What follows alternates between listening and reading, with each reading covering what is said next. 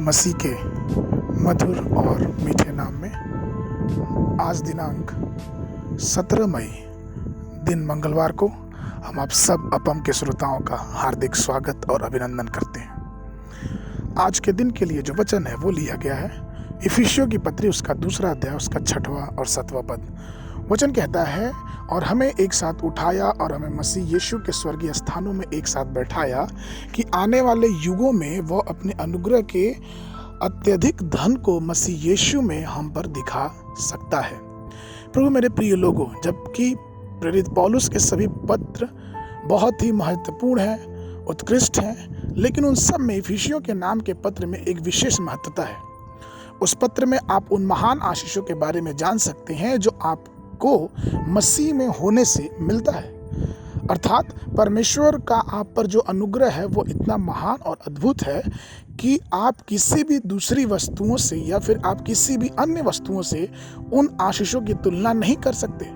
यह केवल उस परमेश्वर की कृपा है जिसके द्वारा वो हमें मिलती है।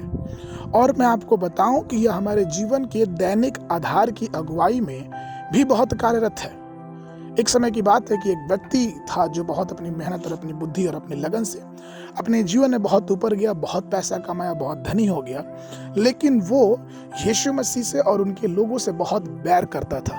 उसके विचार में वो बहुत गलत बातें भरी हुई थी और उसकी शराब पीने की आदत बहुत ज़्यादा थी। और हुआ यूं कि कुछ दिनों के बाद वो शराब इतना पिया और अपने नशे में और दुष्टता के जीवन शैली में वो अपने जीवन को लेता गया, चलता गया और उसकी हालत एक बार बहुत खराब हो गई। जब उसकी हालत खराब हो गई तो डॉक्टर ने उसका चेकअप किया, पता चला कि उसकी दोनों किडनियां खराब है। पैसा चूंकि था उस व्यक्ति के पास, तो उसने ऑपरेशन करा के पूरी किडनी का ट्रांसप्लांट करने की सोचा। पहला ऑपरेशन विफल हो गया, दूसरा ऑपरेशन भी विफल हो गया, क्योंकि पहला ऑपरेशन के तुरंत बाद दूसरा ऑपरेशन किया गया। लेकिन तीसरे ऑपरेशन से पहले जो उसके लोग, जो उसके मित्र थे, जो उसको जानते थे और जो यीशु मसीह को ही मानते थे, उन्होंने प्रभु से प्रार्थना किया, प्रभु से विनती किया और प्रभु ने तीसरी जो ऑपरेशन को उसको सफल किया और वो ठीक हो गया।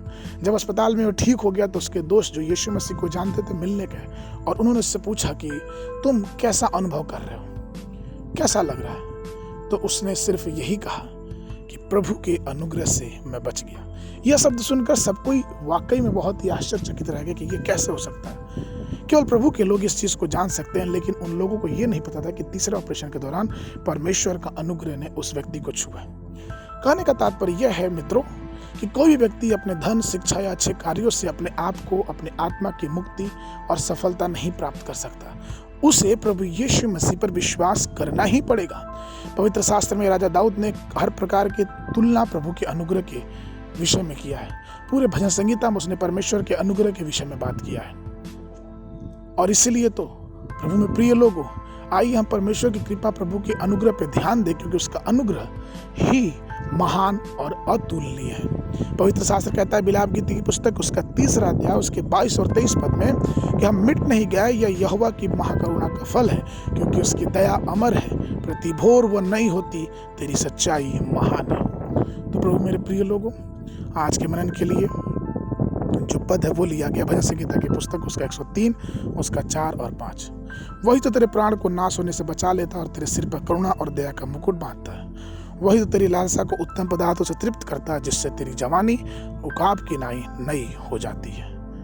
वचन पढ़ने के लिए सुबह के समय पहला इतिहास की पुस्तक उसका पहला, दूसरा और तीसरा अध्याय, संध्या के समय यूहन्ना रचित समाचार उसका 5 अध्याय 25 पद से लेकर 47 पद तक। परमेश्वर आप सबको आशीष देवे।